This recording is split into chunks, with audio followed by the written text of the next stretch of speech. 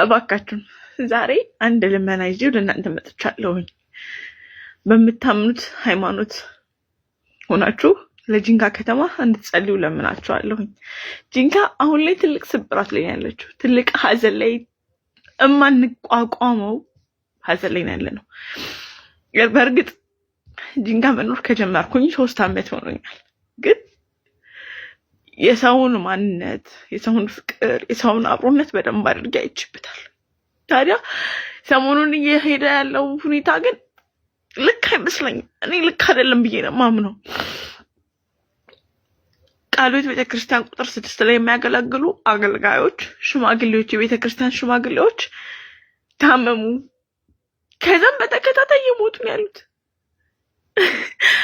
ተላላፊ በሽታ ነው፣ የሚታወቅ ነገር የለም። መርዝ ነው፣ የሚታወቅ ነገር የለም። ይህን ቪዲዮ የምቀርጽላችሁ ከምሽቱ 10 ሰዓት ላይ አንድ ወንድማችን ሪፈር የተጻፈለት እንደሞተ ተደውሎ ተነገረን። አንደኛው ሬሳ ደግሞ ትላንትና ማታ ምሽት ላይ መጥቶ ነገ ጠዋት አሁን ሲነጋ ከሰዓታት በኋላ ሊቀበር ነው ያለው።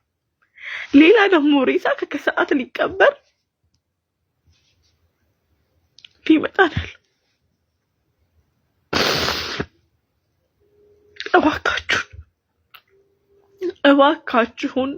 እባካችሁን ለጂንካ ጸልዩ። ጂንካ በዚህ ሰዓት ፍትህ ከእግዚአብሔርም ከህግም ትፈልጋለች።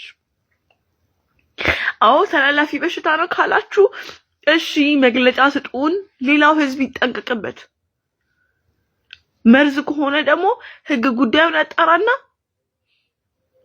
ተገቢውን እርምጃ ይውሰድ። እባክህ